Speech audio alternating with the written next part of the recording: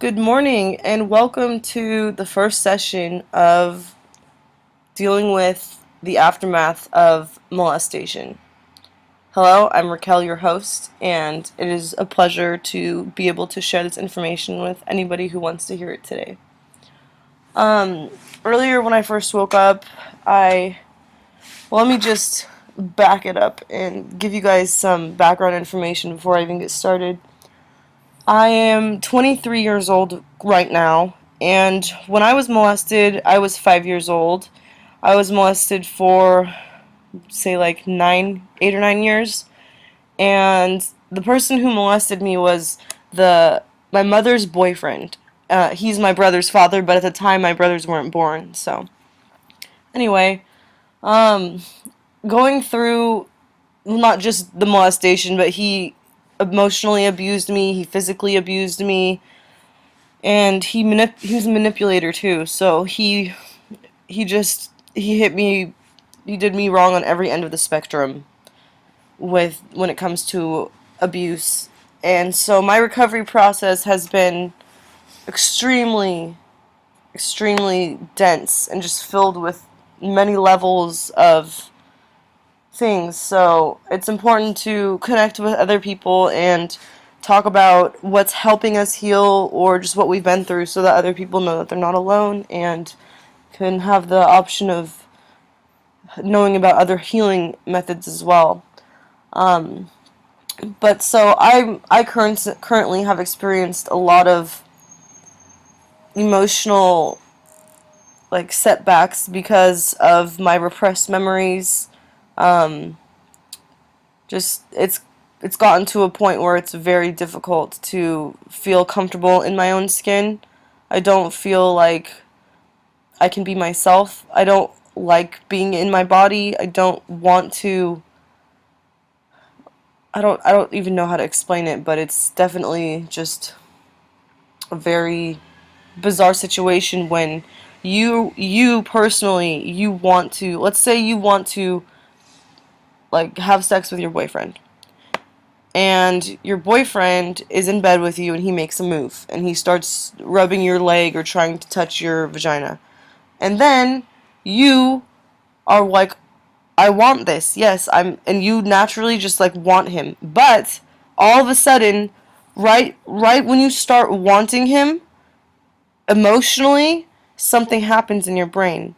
And this line gets drawn and you stop feeling okay because you feel that it's wrong. You feel like you don't need to want him and that it's foolish of you to feel like that. And it's completely the opposite way. It's not You're not supposed to feel that way at all.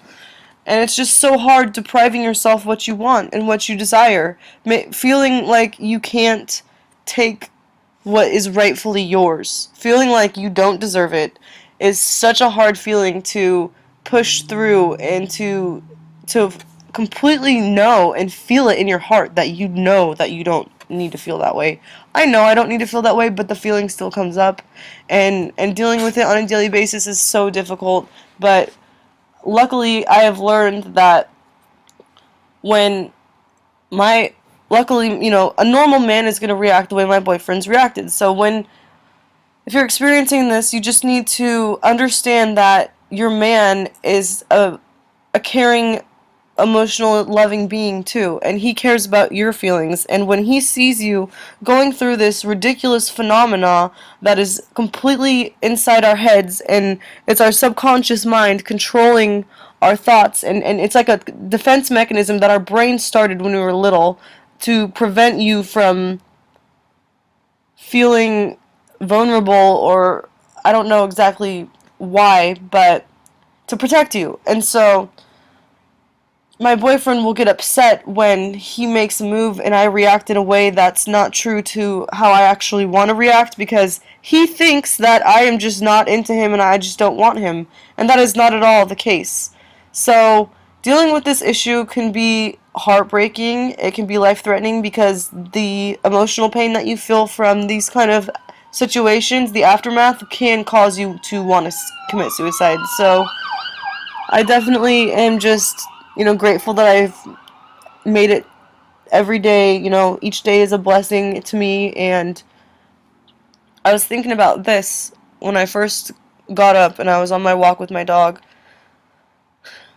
When you have a baby, the relationship between the mother and the baby is just as important as the relationship between the father and the baby. But the mother gives the baby life. So when you like fill your child up from day one, you create a child that has confidence and strength and love and all of these amazing qualities that you instill into your child. Those stay with them.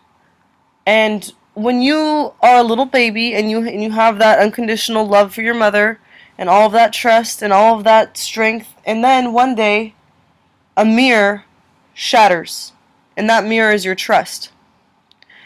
And then all those little pieces of shattered mirror get put into, you put them into a little baggie, right? And then let's just imagine, further down the line of life, those little pieces of glass of mirror in that bag, they get crushed again.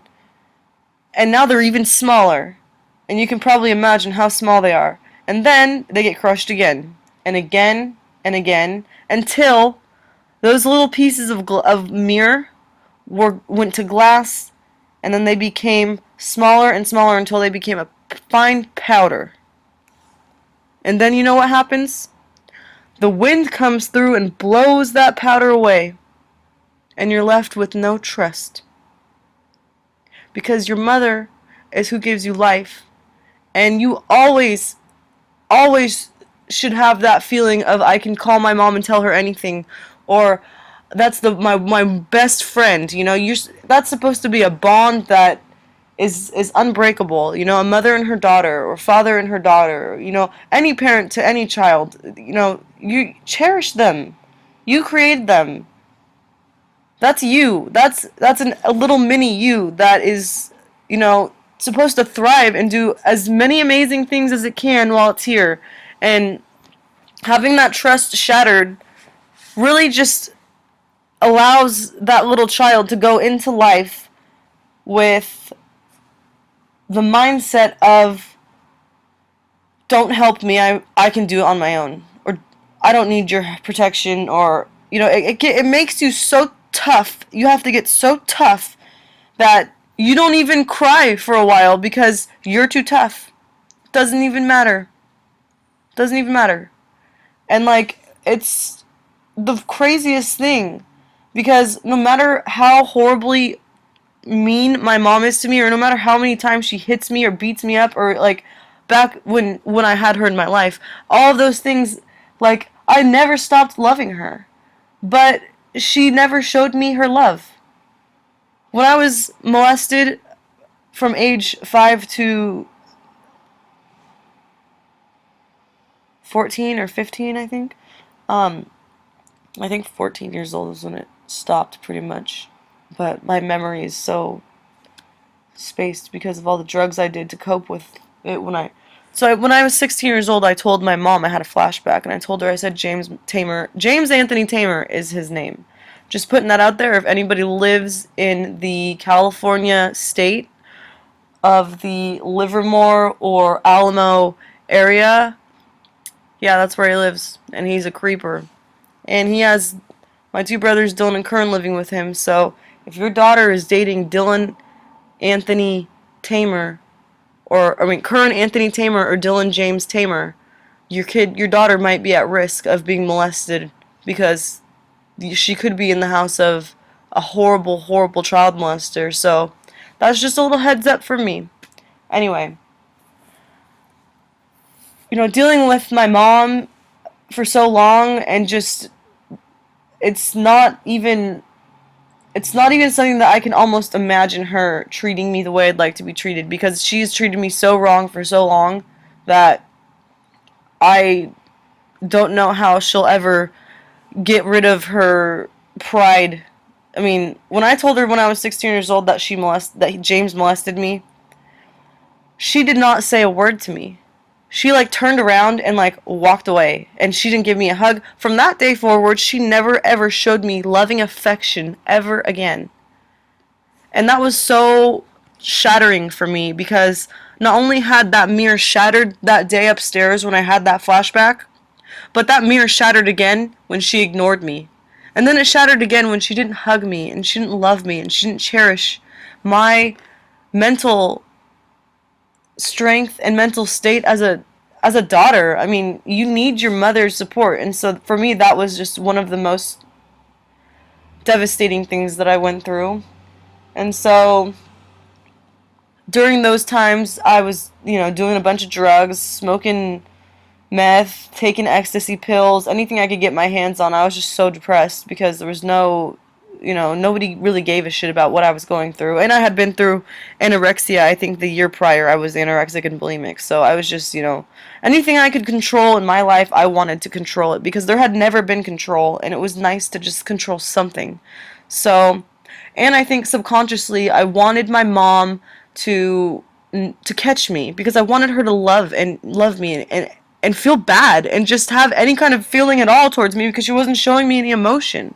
So I definitely feel like subconsciously we act in ways that are so far from our true selves when we're going through something that deeply painful that it really just it really strengthens and opens your soul to so many. Like, I don't judge people at all, barely, because I understand what it's like to go through horrible things. I when I see a person, I always wonder, what did that person go through yesterday?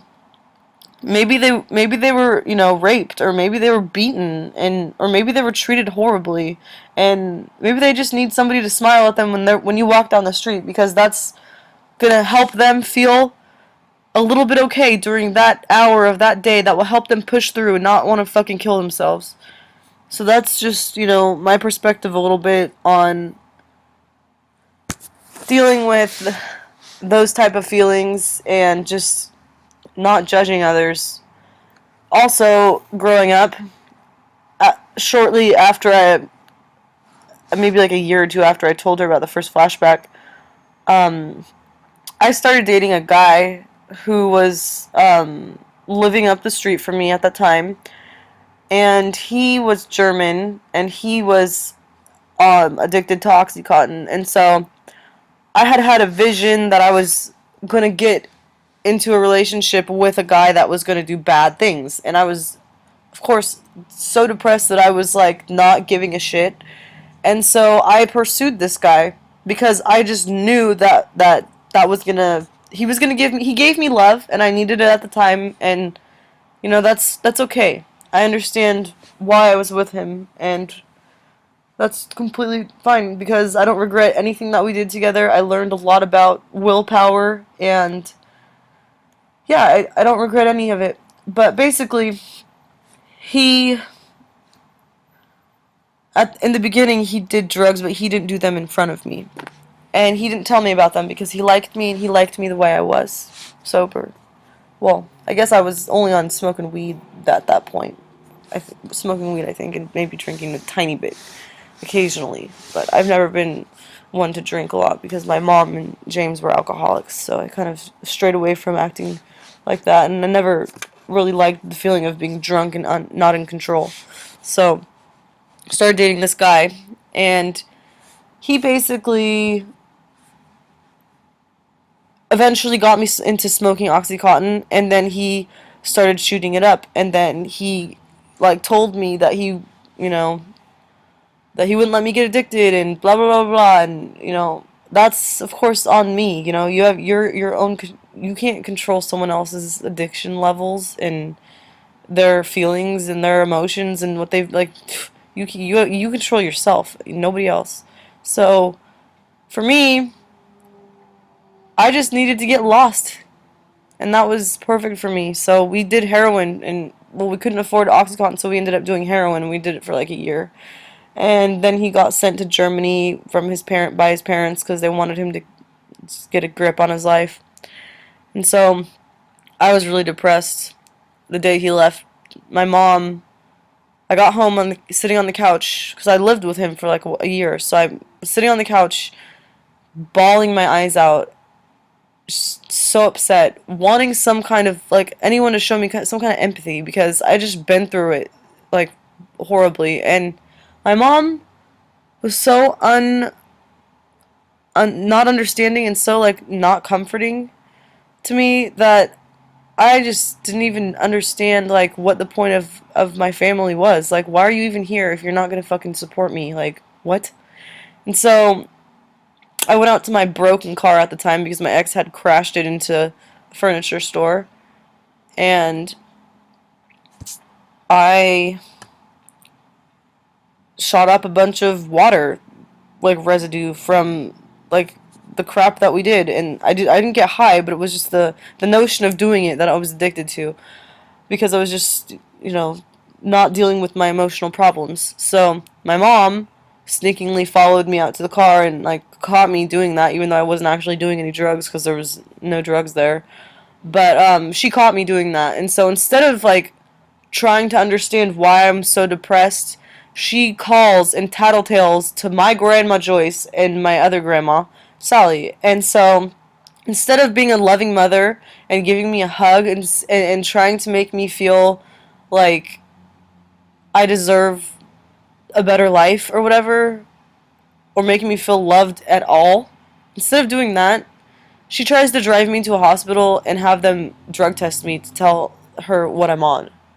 And because I was over the age of 18, I didn't fucking consent to them to tell her, so it was a waste of fucking money and time anyway.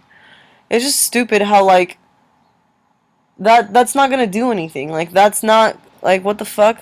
How stupid. Like, I don't know, it's upsetting because instead of giving me a hug and being loving, my uncle drives down. He was already on a road trip, I think, and my mom literally kicks me and shoves me into his car. She snatches my fucking laptop that I purchased with my own money out of my hands and keeps it. And I don't even have a fucking cell phone. I have nothing. I have no phone, no computer, and I just am, like, in a car going to Washington. And so you can't make somebody quit doing drugs if they don't want to. You can't force someone into rehab. That's why people relapse and don't quit, because it's not on their fucking own terms. So I was shooting up drugs in the car on the way to Washington with a blanket over my head. I didn't give a shit. Fuck that. Fuck my family for fucking pressuring me into quitting when I'm not ready. It's called emotional pain, goddammit. People need to step up and act like a family. The only family that I have ever seen that acts like a family is the Duggars from TLC. And they are not perfect. And their son Josh may have, quote unquote, molested some of his sisters, but what he did was not at all, in any sort, way, or form, molesting, in my opinion, because he touched their boob while their shirt was on, while they were asleep. And he was refrained from sex. So, as a small little boy who has hormones and natural things going through his body as he gets older, of course he's going to be curious. Little boys go to Walmart and they stop and stare at the girl is on the pictures in the bra section and they get boners. So of course it's natural for guys to have feelings and to will act on impulse. He did not molest them. He had felt so bad for that he came clean and told his parents, and he asked for forgiveness, and he learned his lesson. Now, I don't know what's going on with him now, because I think there was some porn scam or thing that he was doing. That's media brainwashing society into bullshit-ass ways of living and thinking. No woman is going to act the way they do in porn. A lot of that shit is just outlandish and fetish and bullshit and crazy. Everybody has their own weird thing about them, but in my opinion, the whole porn industry is a scam, and you can actually get entities attached to you through watching porn through your computer or your TV. So if you want a spiritual demon to attach to you, because all of the evil fuckers that create that shit, that's why. Because they have it all figured out to a T, so that they can get you a spirit attached to you so that it can control you, and then it just affects every aspect of society, because so many people don't even understand spirituality and don't even understand how, you can be molested on the first day that you're born of your life, and you will remember it. And that doctor doesn't realize, I read a book of a girl who was molested, Phoenix Rising, great book. Our physical bodies remember everything that happens to us, regardless of if we're in our parents' stomach or not. We are conscious beings. If somebody gives you a date rape drug and you're knocked out and you don't remember them raping you, your body's gonna remember them raping you. Fucking A. It's not like we're not spiritual. We are vibrational beings. We have powers that we don't even understand that we use. That, like, there are so many aspects of how amazing humans are, and there's so many levels of the onion that most people only peel off the first two and then they live their life and they die. And there's way more levels of life. So I definitely strive to just keep pushing through, each day of life, and knowing that feeling all these repressed memories and all these horrible, like, feeling disgusted in your body. I know that's okay because I know that soon or with time in the future, all of these feelings will eventually pass. And I know that I will be healed. And I have faith in the Lord, and I have faith in myself. And just having that sense of knowing that there is love in my heart and that I am a creature of God and that He created all of us, that helps me feel that sense of love that I didn't ever get continued. That helps me understand that just because I was put on earth with parents that aren't perfect doesn't mean that I don't come from something else that's more important. It's not just about blood related. Yes, blood relation can be important and it is good to connect with someone that's a blood relative, but in the end, we're all soul siblings. We're all soul brothers and soul sisters. And on a mass consciousness level, that's a beautiful thing. But on earth level, we're not treating each other like brothers and sisters or mothers and daughters.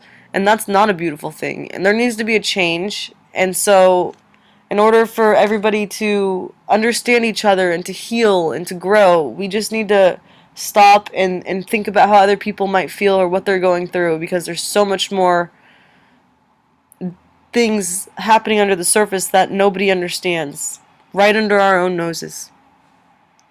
But anyway, back onto the topic of Duggar family. I really appreciate their TV show growing up because it gave me hope that I would be able to have a family one day and raise them with a normal, structured life that is uh, um, that is stable, not falling apart. They actually showed me that that's possible. No one's perfect, but it's possible.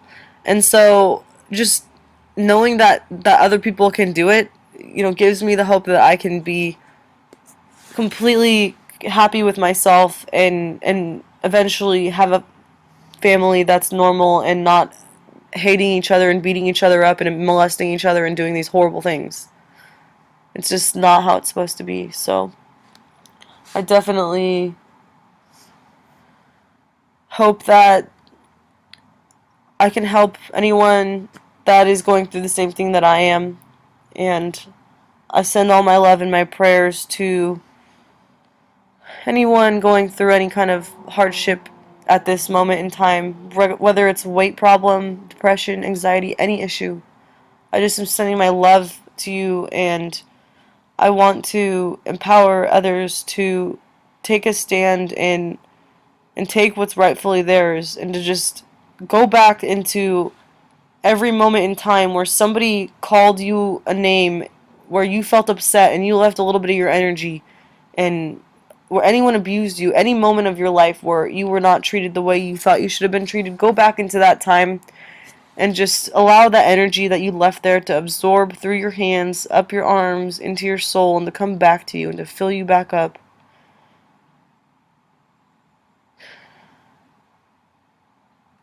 I'm starting to feel it come up through my hands. And as I do this, I like to focus in the center of my head. I draw a line, two lines going through my head, up and down, and they meet. And in the center of those lines is the center of my head. And in the center of your head, I want you to place a gold dot and just allow that gold dot to fill your head with the golden divine energy.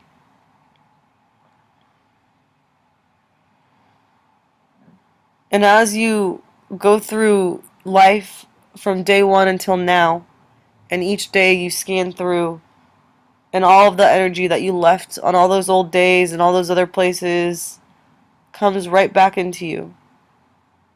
And you're no longer feeling as trapped in the past and as connected to the past, because you're taking what's rightfully yours back.